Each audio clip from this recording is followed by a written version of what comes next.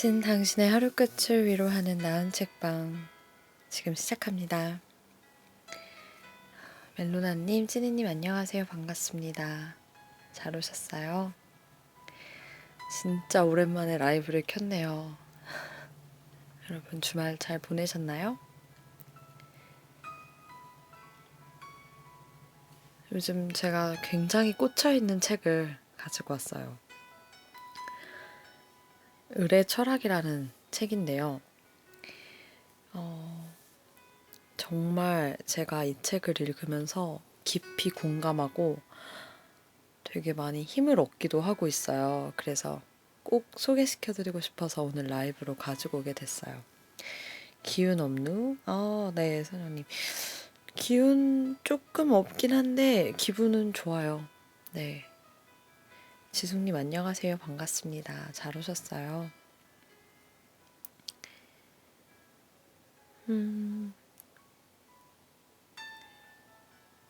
주말에 좀 일이 많았어요. 근데 좀 할머니가 편찮으셔서 갑자기 이제 병원에 입원하시게 됐는데 근데 이제 그런 생각이 들더라고요. 사랑하는 사람이 아플 때는 무엇보다 몸과 마음을 씩씩하게 먹는 게 가장 중요하다라는 생각이 들고 그리고 좀 믿는 마음으로 감사하게 좀 강한 마음을 먹는 게 되게 중요한 것 같아요. 지숙님 좋아요 하트 고맙습니다. 근데 신기하게도 정말 그렇게 생각을 하고 출근을 하니까 하루 종일 정말 괜찮더라고요. 그리고 이제 퇴근해서 면회 시간이 딱 20분밖에 안 주어져서 중환자실을 다녀왔는데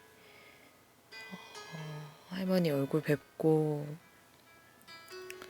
이야기 나누고 그리고 오니까 마음이 괜찮았어요. 찐이님 좋아요 하트 고맙습니다.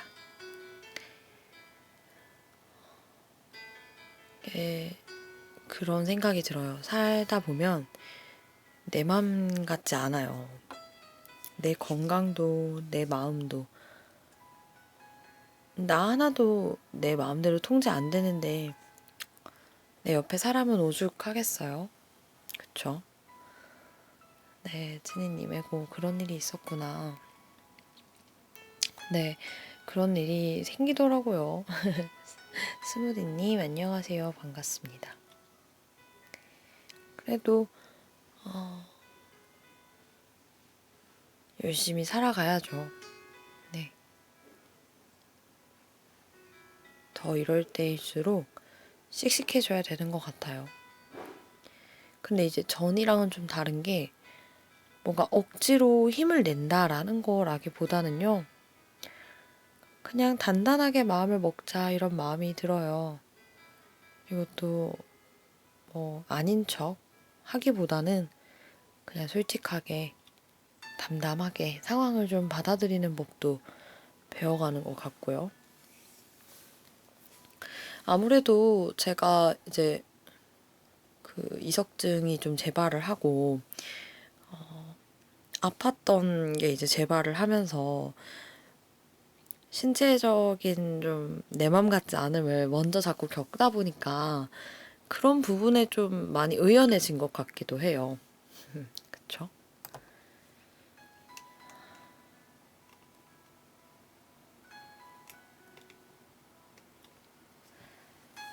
여러분들은 뜻대로 되지 않는 인연을 어떻게 대처하시나요?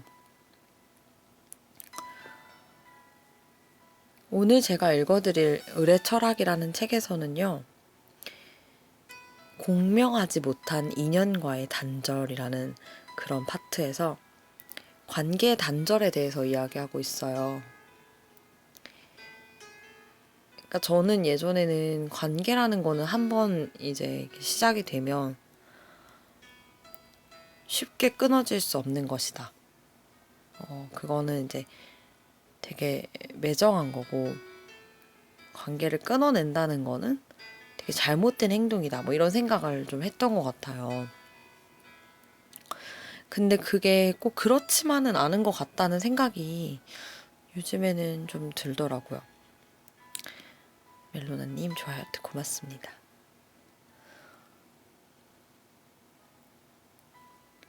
왜 그렇잖아요. 무언가든 간에 이렇게 무너져 봤을 때, 또 잃어봤을 때, 붕괴되어졌을 때 비로소 보이는 것들. 이 관계도 좀 그렇지 않나 싶어요.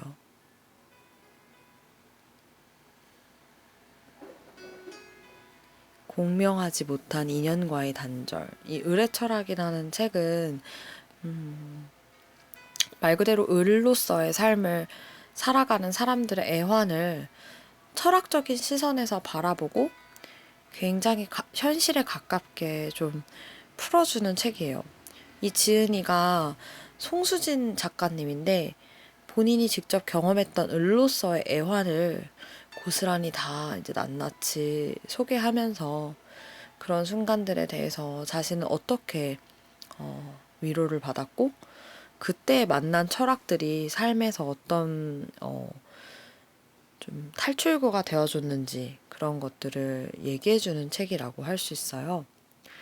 그래서 철학책인 것 같지만 에세이 같기도 하고요. 한편으로는 이 험한 세상을 살아가는 우리네 이야기를 마치 소설 한 편으로 보고 있는 것 같기도 하고요.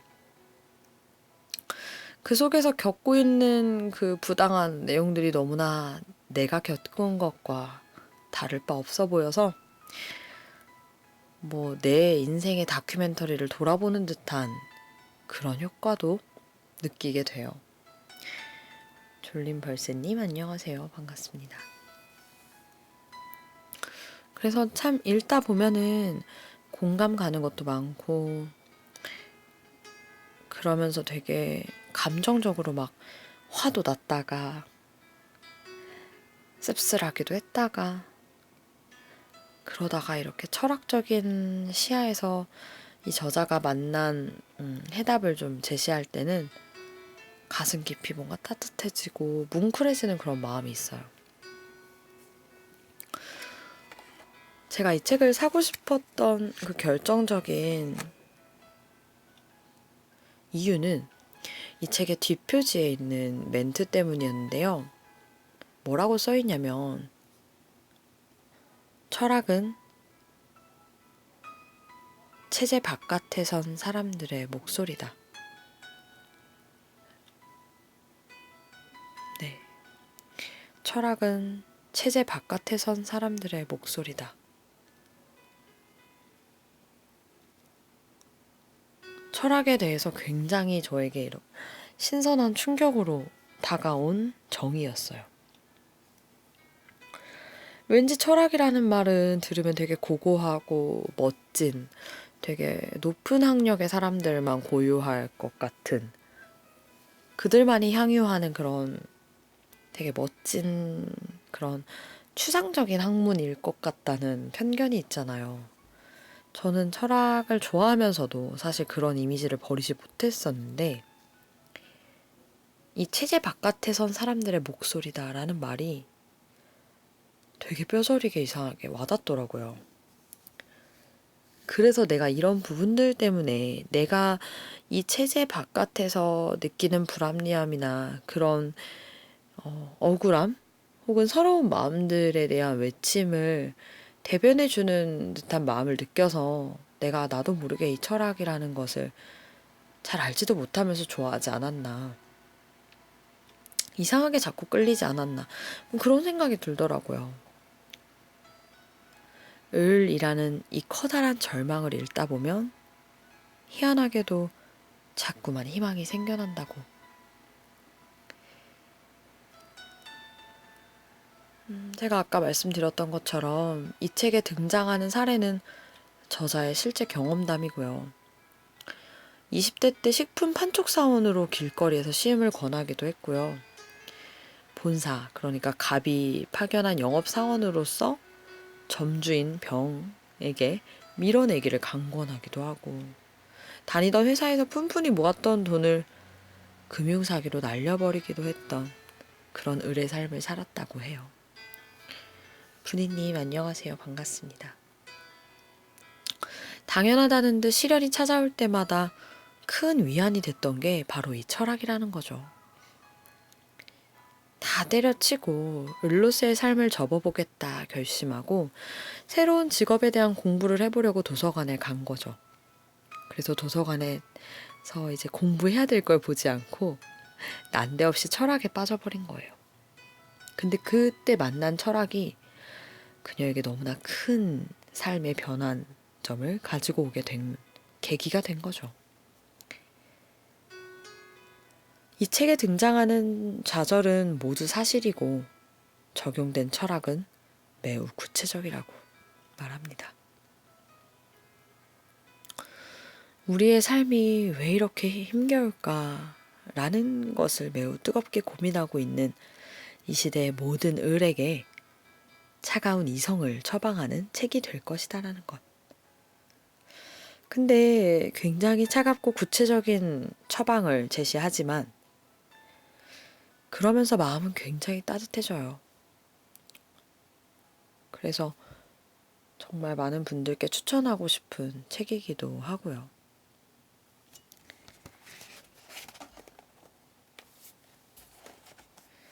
공명하지 못한 인연과의 단절이라는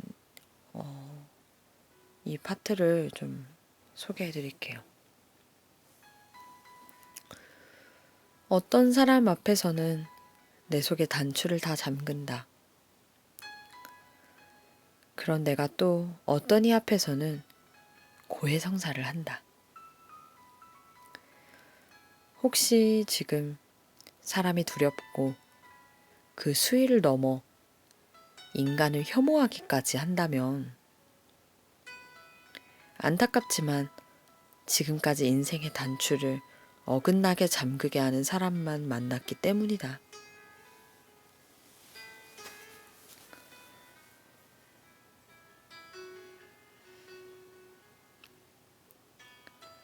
가끔 꿈을 꾼다. 연락처를 지워 없앤 무사람들이 나타난다.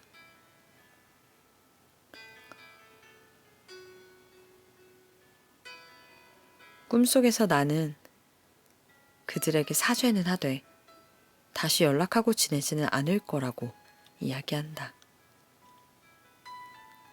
그들에게는 미안하지만 내 자신에게는 더는 미안한 사람이 되기 싫다고.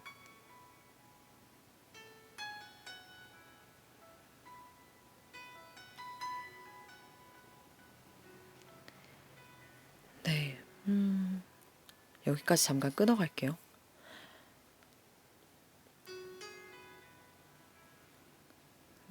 꿈을 꾸면 이제 연락처를 지우고 한마디로 연을 좀 이렇게 끊어낸 그런 단절된 사람들이 꿈에서 나타나기도 한대요. 근데 이제 그때 그 사람들을 자기 나름의 용서를 한다는 거죠.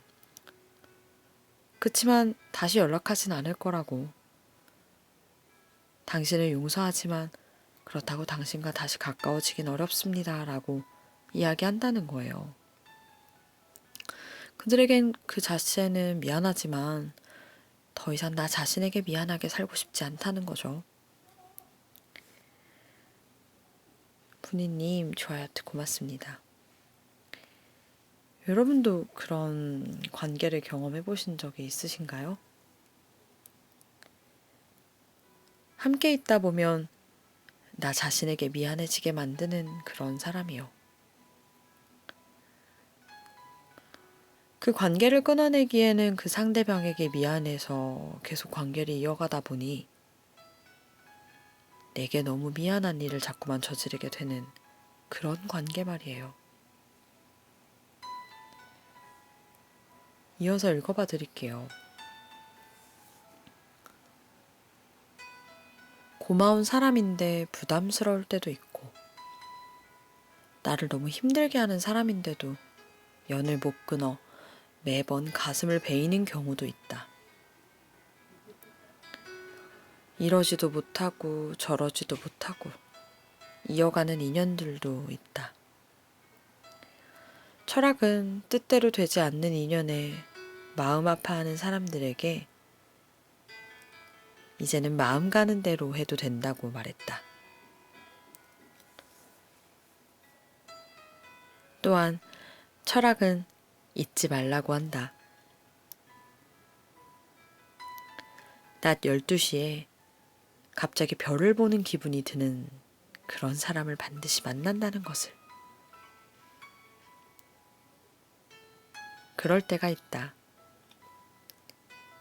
어딘가에서 홀로 잠든 나에게 이불을 덮어주는 사람을 발견할 때 말이다. 결국 나를 시들게 하는 것도 사람이고, 시들어버린 나를 다시 일어나게 하는 것도 사람이다.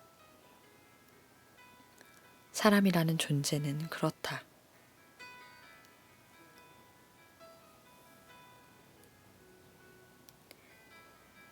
네, 여기까지 끊어갈게요.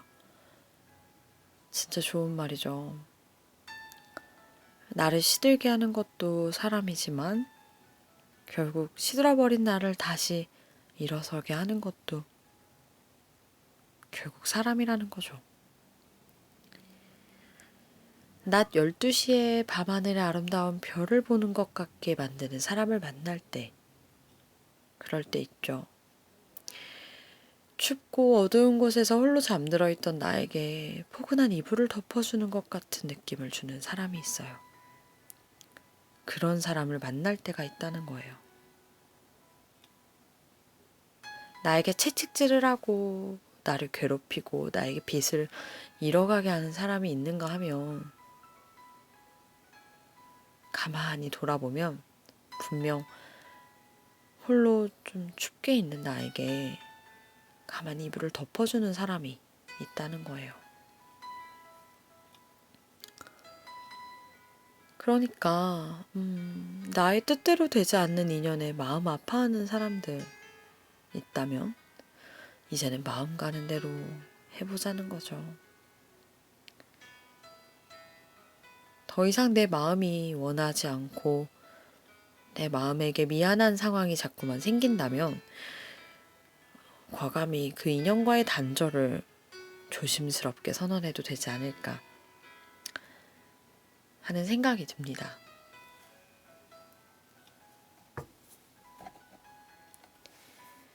스피노자가 말했대요. 비루함이란 인간이 자기 자신에 대하여 정당한 것 이하로 느끼게 되는 것이다 라고요. 여기서 스피노자가 말하고 있는 비루함은 누군가 타인이 내 삶의 의지를 꺾게 되는 것을 말한대요. 그렇죠. 결국 사람이라는 건 물리적인 공격 앞에서도 꺾일 수 있지만 누군가가 내 삶의 의지를 꺾을 때 그때 우리는 진정한 비참함을 느낀다는 거죠. 민영님 안녕하세요. 반갑습니다. 누군가 나를 사납게 대한다면, 자꾸만 날카롭게 상처를 준다면 그 인연과는 단절해도 괜찮다고 말하고 있는 거예요. 나를 비루하게 만드는 이들과 더 이상 그 관계를 이어가지 말라는 거예요. 만약 여러분들이 지금 만나고 계신 가까운 사람들이, 함께하는 가까운 사람이 칭찬보다는 비난이나 험담을 자꾸만 나에게 늘어놓는다면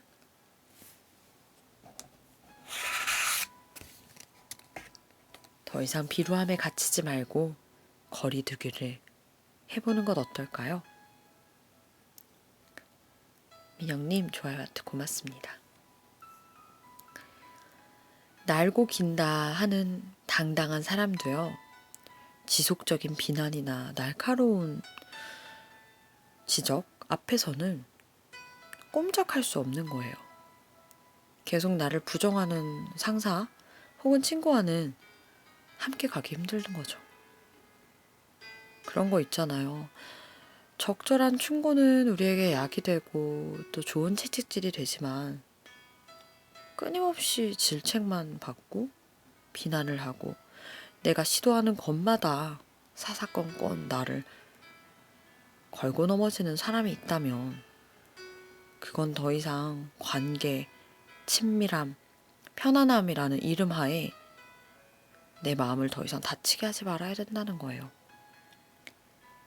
디스님, 박별님 안녕하세요. 반갑습니다.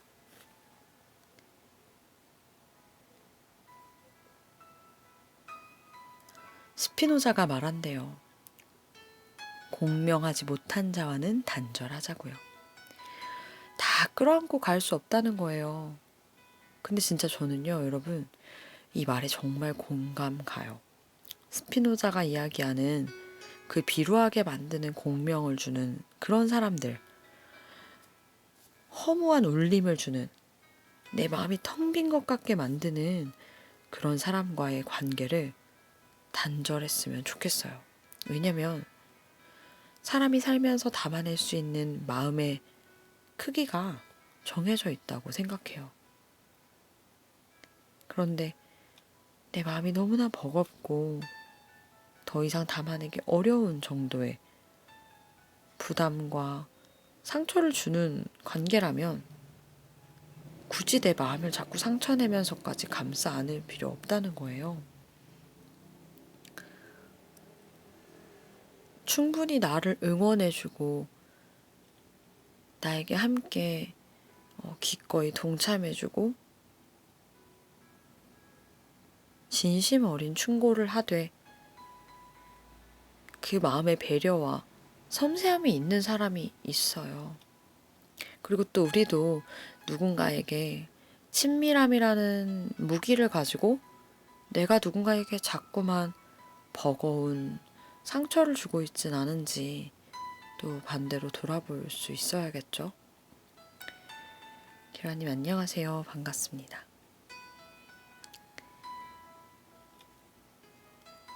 라캉이 말했대요. 나는 내가 아닌 곳에서 생각한다. 그러므로 나는 내가 생각할 수 없는 곳에 존재한다.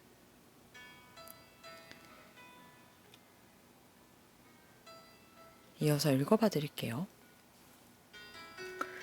왼쪽 손목이 또 짓물렀다. 나에게 왼쪽 손목의 상처는 하나의 신호다. 현재 나는 내가 생각하는 곳에 머물고 있지 않다는 신호.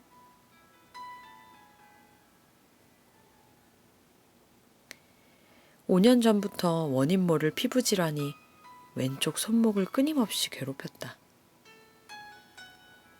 병원도 가보고 약도 먹어봤지만 전혀 소용이 없었다. 없어질만 하면 다시 생기는 일이 반복됐다.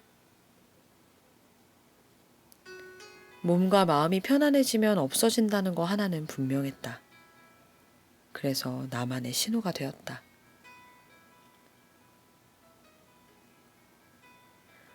자신이 원하는 곳에서 일하는 사람이 얼마나 될까?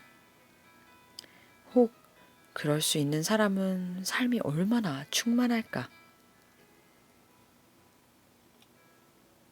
이대로는 안 되겠다라는 생각이 들 때면 나의 왼쪽 손목은 여지없이 짓무르고 피가 나기 시작한다. 몸은 거짓말을 하지 않는다.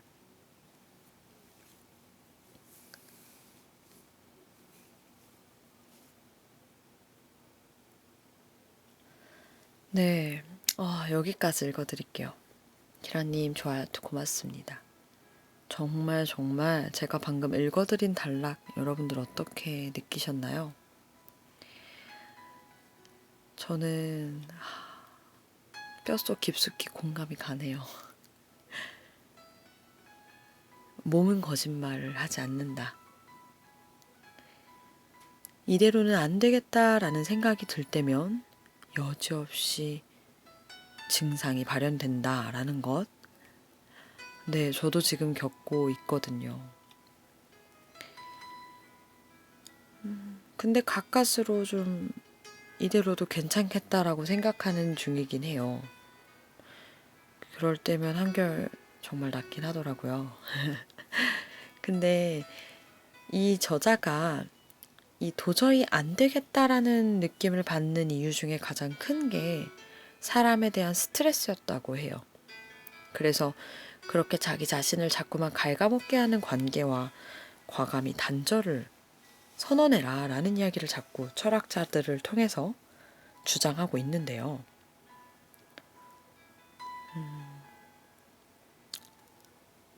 그래서 이 저자가 말하는 진정한 꿈의 직장, 신의 직장은 공명할 수 있는 동료와 상사가 많은 곳이라는 거죠. 일이 힘든 것과 사람이 힘든 것 중 어느 쪽이 더 견디기 힘들까요? 글쎄요, 사람마다 다르겠죠. 또 일이 얼마나 힘드냐, 사람이 얼마나 견디기 힘든 캐릭터인가, 나는 어떤 사람인가에 따라 누구나 다르겠지만요. 글쎄요, 제 주변에 많은 사례를 봤을 때, 그리고 저의 경우를 돌아봤을 때에도 사람이 힘들 때 좀 더 견디기 어렵지 않았나 라고 생각이 들어요. 대부분의 사람들의 퇴사 이유가 생각보다 사람 관계 때문이라는 거죠.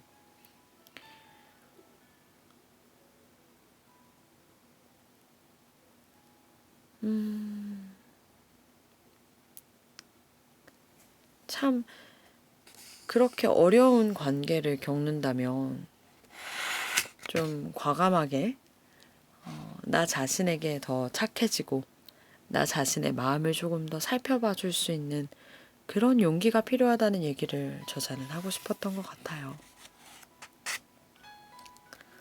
저자가 회사를 다닐 때 이런 일들이 있었다고 해요. 자, 됐지? 라는 한마디면 모든 게 해결되는 줄 아는 상사가 있었다는 거죠. 업무 두세 개 던져주면서 얼마나 했어? 다 됐지? 이렇게 체크만 한다는 거예요. 근데 그 체크하는 건 누군들 못하냐는 거죠. 실제로 실무도 할 줄 모르면서 어찌 관리직까지 갔을까 싶은 그런 상사들은 막상 자신이 해보지 않아서 그 업무가 얼마나 힘들고 그 시간이 얼마나 걸리는지 전혀 생각하지 않고 자꾸만 일을 던진다는 거죠.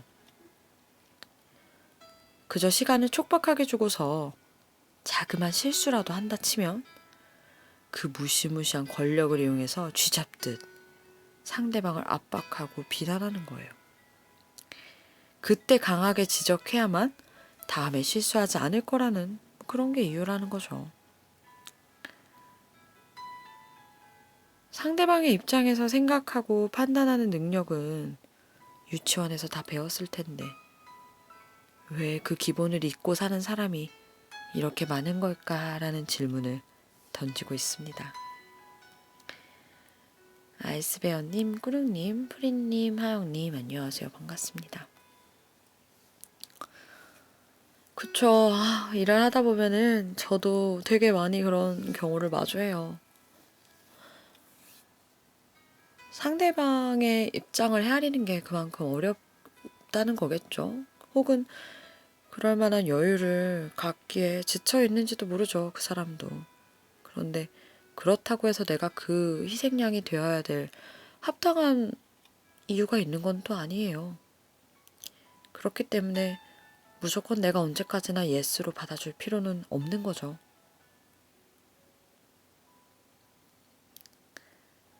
아이스베어님 좋아요 고맙습니다.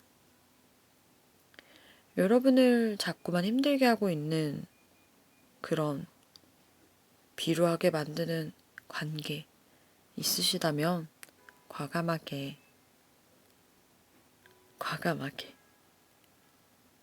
단절을 선언해 보세요. 그게 어렵다면 최소한 당신의 이런 점이 나는 불편합니다. 이런 마음을 가지고 거리두기라도 한번 해보세요. 물론 쉽지 않겠죠. 계속 받아주다가 갑자기 내가 꿈틀하려면 되게 용기가 잘 안 나요. 그쵸? 도리어 한 번도 본 적 없는 남들한테는 싫은 티 되게 잘 내는데 말이에요. 그쵸? 그런 거 보면 나도 누군가한테 그러고 있지 않을까 싶은 마음에 두려울 때가 있어요. 내가 누군가에게 무거운 마음의 짐을 던지고 있진 않을까. 내가 누군가에게 합당치 않게 의뢰 대우를 하고 있진 않을까 하는 조심스러운 마음이 든다는 거죠. 그럴 때면 되게 소름이 끼쳐요. 유치원에서 다 배웠을 법한 상대방의 입장을 헤아리는 그 역지사지의 마음. 오늘을 사는 우리에게 모두 필요한 게 아닐까. 그리고 그 마음은 서로에게 필요한 것이지 나에게만 강요되어야 할 것도 아니고 상대방에게만 강요되어야 될 것도 아니라는 거. 함께 알면 참 얼마나 좋을까 이런 생각이 드네요. 별님 좋아요 고맙습니다.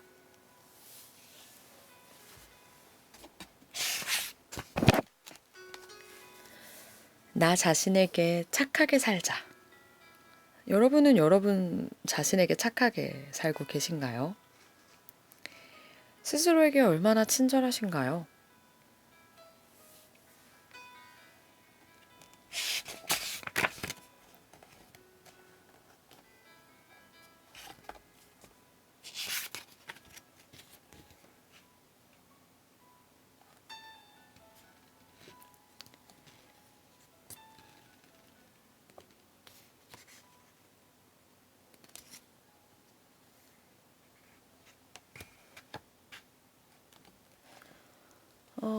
나는 쉬운 사람이 아니다. 네, 이런 글이 있네요.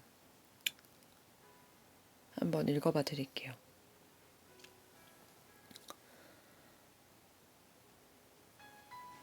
반응적 인간을 버리는 담론.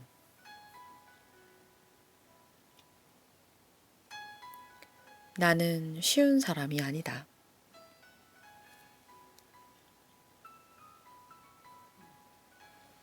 철학을 배울수록 강자의 비겁함을 견디기가 힘들었다. 그런 상황에 맞닥뜨리면 마음이 차갑게 식었다. 유난히 바쁜 날이 있었다. 4시간 가까이 한순간도 쉬지 못하고 책 포장 작업을 아르바이트생과 둘이서 해야 했다. 조금이라도 지체되면 택배 출고가 불가능한 터라 반드시 시간 안에 끝내야 했다. 그 와중에 주문도 받고 확인도 하고 다 끝나면 보고서 쓰는 것도 나의 몫이었다. 문제는 이 모든 상황을 상사가 모른 척한다는 사실이었다.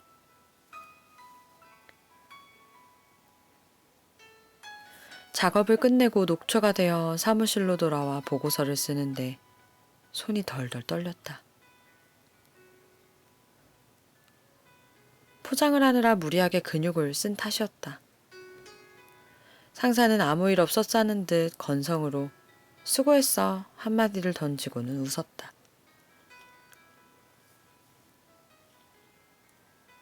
부하라는 그룹으로 묶인 사람들은 조직에서 무언의 요구들과 마주하게 된다. 분위기를 화기애애하게 만들어주기를 바라는 것이다. 나는 그런 요구들의 침묵으로 답했다.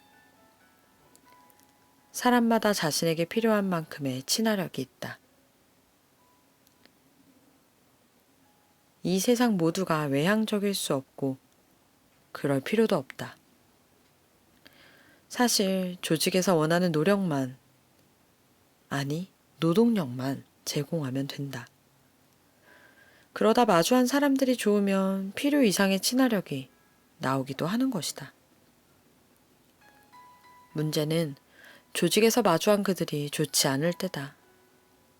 그럴 때는 굳이 애쓸 필요 없다.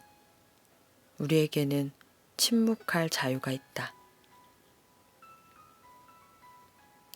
당신 혼자서 일을 다 하고 있다면 언제든 떠날 사람처럼 강하게 나가자.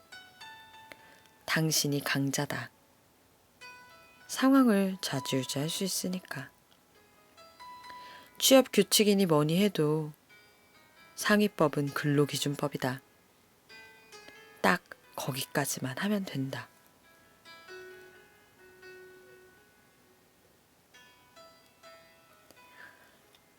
한나 아렌트가 이런 말을 했다고 하네요. 다시 말해 나는 이런 판국에 단순히 방관자로서 세상을 살아갈 수 있다는 생각을 더 이상 하지 않게 되었다.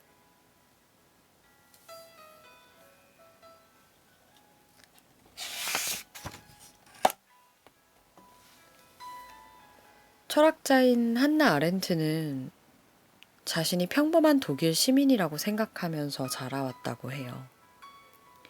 그런 그녀가 히틀러의 집권 시기를 보내면서 철저하게 달라지기 시작합니다. 파시즘이 점점 커져가고 사람들 사이에서 반유대주의가 심화되자 그녀는 유대인인 자신을 각성하며 강해집니다. 그녀는 말했습니다. 자신을 둘러싼 모든 것을 비판적으로 사유해야 한다고. 그녀의 말처럼 비판적으로 사유한다는 것은 적대적인 태도를 취하는 것입니다.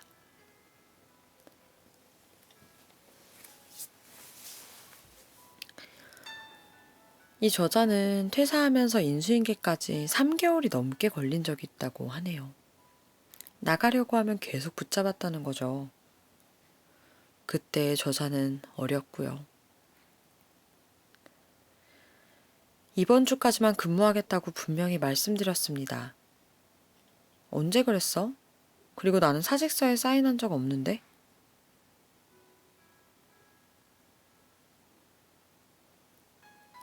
혹시 지금 퇴사를 계획하고 있다면 인수인계서나 사직서는 꼭 이메일로 보내자. 퇴사일을 말하면서 녹음하는 것도 좋다. 그런 다음 한 달 후에 쿨하게 인사하고 떠나자. 네, 여기까지 읽어드릴게요. 저도 생각이 나네요. 저도 예전에 퇴사를 10개월이 걸린 적이 있어요. 어릴 때였죠. 퇴사를 말씀을 드렸더니 후임자를 뽑고 그 후임자가 제가 하는 만큼의 역량을 갖출 때까지 퇴사를 허용할 수 없다는 거예요. 그래서 2월 달에 퇴사를 말하고 12월에 그만뒀어요. 정말 어렸죠. 그리고 참, 순수했네요. 여러분들, 뭐 꼭 퇴사가 아니더라도 부당한 요구에 침묵하지 않으셔도 좋을 것 같아요. 나를 둘러싸고 있는 부당한 현실을 너무나 당연하게 받아들이지 않으셨으면 좋겠어요. 적어도 우리 나은 책방을 들으시는 분들만큼은 자기의 권리를 꼭 돌아보고 한 번쯤은 비판적으로 이렇게 눈치를 딱 보면서 내가 놓치고 있는 나의 권리가 뭔지, 당연하게 내가 누려야 될 것 중에서 놓치고 있는 건 뭔지 생각해 보시는 것도 좋을 것 같아요.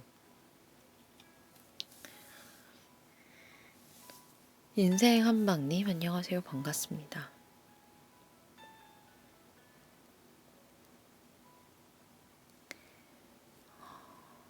네, 좀 하나 더 읽어드릴게요. 제가 되게 좋아하는 시간이에요. 그러면서도 제일 좋아하는 그 파트를 읽어드릴게요. 지난주 퀘스트 방송에서 살짝 읽어드렸던 것 같긴 한데 라이브로 들으면 또 더 좋겠죠? 그는 왜 숲으로 갔나? 라는 그 파트예요. 누구나 자기가 타고난 권리가 있죠. 그 타고난 권리가 뭘까? 왜 그는 숲으로 갔을까? 왜 숲에 대한 이야기를 저자가 갑자기 하고 있는지 한번 읽어봐 드릴게요. 한방님 좋아요 고맙습니다.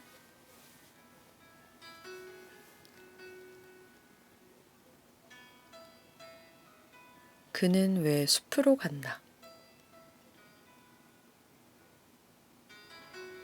타고난 권리.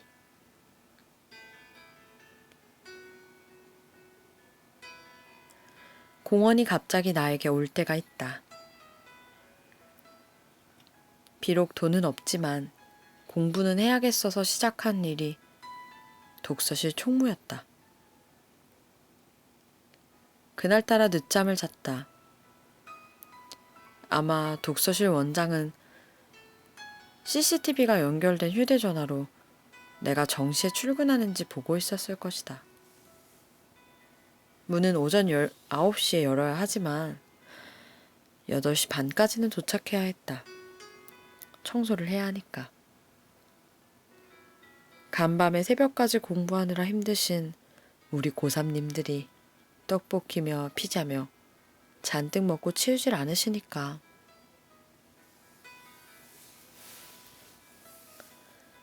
집에서 독서실까지는 거리가 걸어서 50분, 뛰면 25분이다.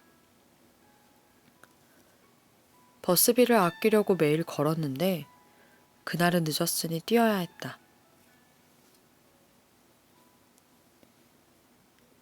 뛰다 보니 또 생각이 났다. 그 돈만 잃어버리지 않았으면 이런 수고 없이 편하게 공부할 수 있을 텐데.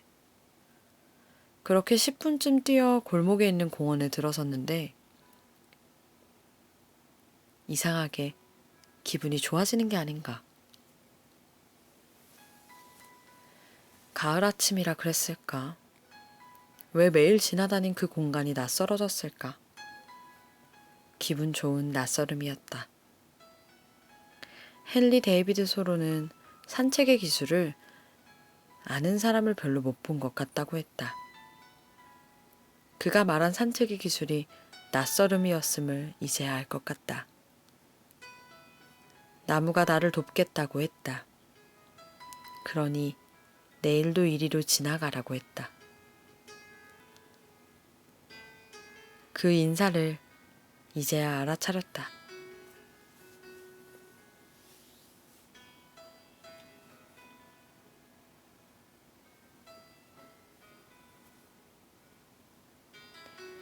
만약 내 오전과 오후 시간을 일정량의 돈을 대가로 사회에 몽땅 넘겨야 한다면 적어도 나로서는 살아갈 이유가 전혀 없다고 생각한다. 나는 팥죽 한 그릇에 나의 타고난 권리를 넘기는 일은 절대 하지 않을 것이다. 대부분의 사람들이 임시변통으로 살아간다. 삶의 중요한 본질을 회피한 채 살아간다. 대부분은 몰라서 그러는 것이지만 더 잘 살아보려고 노력하지 않기 때문에 그런 면도 있다. 소로.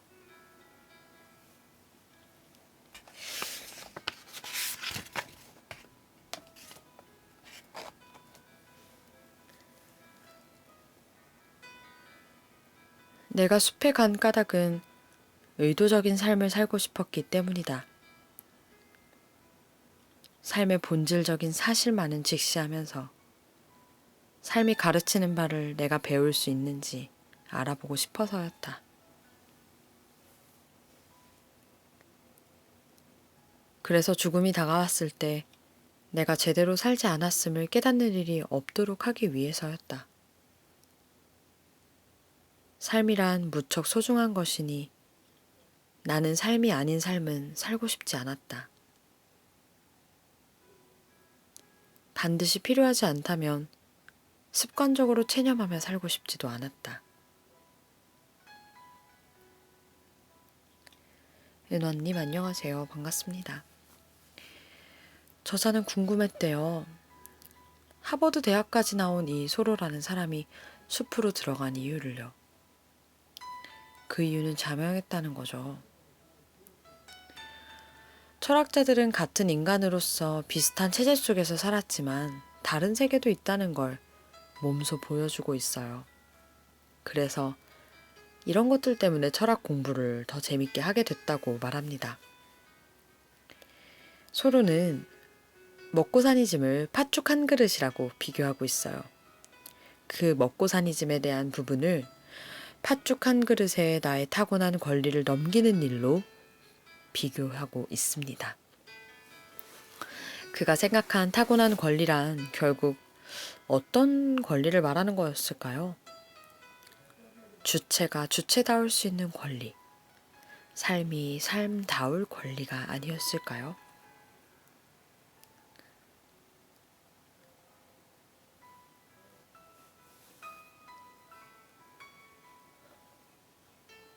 소로를 생각하면 떠오르는 철학자가 또 있다며 추천합니다. 바로 마르크스의 사위 라파르그라는 사람인데요. 그는 마르크스의 사위답게 어떤 책을 썼냐면요. 게으를 수 있는 권리라는 책을 썼다고 합니다. 책 제목 참 매력적이죠. 저 한번 읽어보려고요. 제목부터 강렬해요. 게으를 수 있는 권리요. 소로의 타고난 권리와 라파르그의 게으를 수 있는 권리는 일맥상통하는 부분이 있다고 합니다. 라파르그의 글을 좀 인용한 부분을 읽어드릴게요. 프롤레타리아는 기독교 윤리, 경제 윤리와 자유사상가들의 윤리에 내포되어 있는 온갖 편견을 짓밟아 붕괴해야 한다. 프롤레타리아들은 자연의 본능으로 돌아가야 한다. 프롤레타리아들은 법률가들이 꾸며낸 매우 형이상학적인 부르주아 혁명기의 인권 선언보다는 1000배 더 고귀하고 신성한 이 게으를 수 있는 권리를 선언해야만 한다.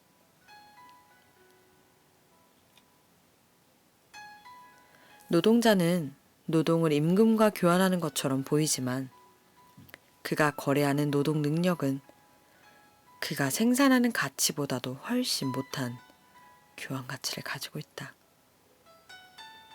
이 두 가지의 차이에서 발생하는 잉여가 바로 소유계급이 갖고 있는 증식된 재산이다.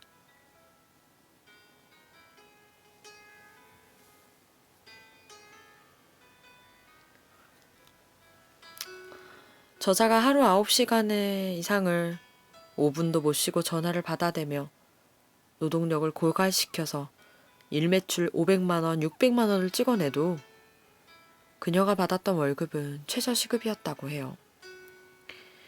그럴 때 저자는 소로처럼 차라리 시골로 내려갈까, 숲으로 가버릴까 진지하게 생각했다고 합니다.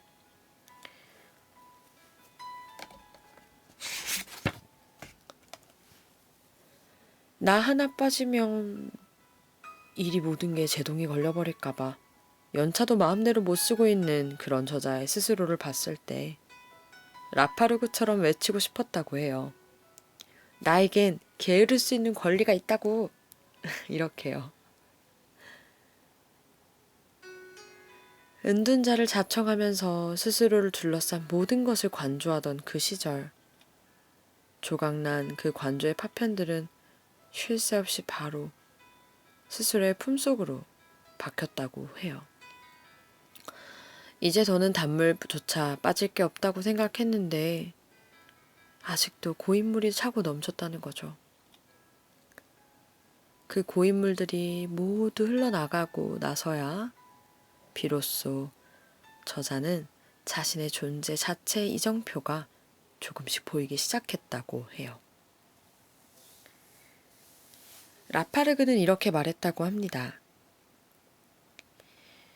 우리에게는 가만히 멈추어 서서 바라볼 시간이 필요하며 우리는 혼자 있을 시간이 타인과 깊숙이 관계를 맺을 수 있는 시간이 우리 외부에서 주어지는 즐거움을 주체적으로 즐길 수 있는 시간이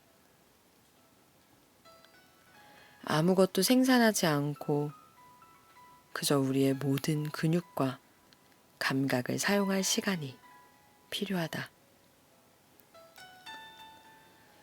그리고 바라건대 많은 사람들이 동료들과 함께 정말 건전한 세상을 만드는 방법을 기획할 시간이 필요하다. 라파르그. 네, 여기까지 읽어드릴게요. 네, 여러분, 우리에겐 가만히 멈춰서서 스스로를, 그리고 우리가 살아가는 사회를, 우리가 소속된 공동체를 바라볼 시간이 필요한 것 같습니다. 무언가를 생산해내야 된다는 압박을 벗어나서 잠시 벗어두고 아무것도 하지 않은 채로 있는 그대로의 나의 근육과 나의 호흡과 나의 존재 자체를 느낄 시간이 반드시 필요하다고 말하고 있어요. 그게 바로 이 라파르그가 열심히 외쳤던 게으를 수 있는 권리가 아닐까요? 그저 많이 먹고 많이 자는 그런 동물적인 욕구 말고요.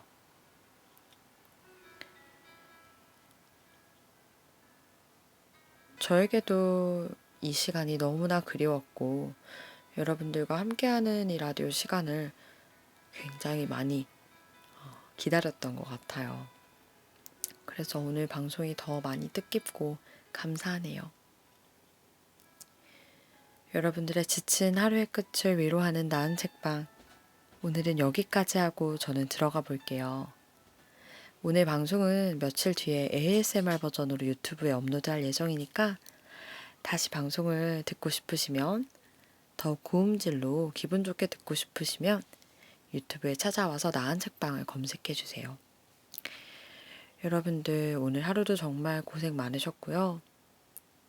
저는 매주 월요일 날 라이브 방송을 하고 있으니 제 방송을 계속 듣고 싶으시면 팬 버튼 누르시고 알림 울리면 다음 주에 다시 찾아와 주세요. 오늘도 감사합니다. 행복한 밤 되세요, 여러분. 안녕.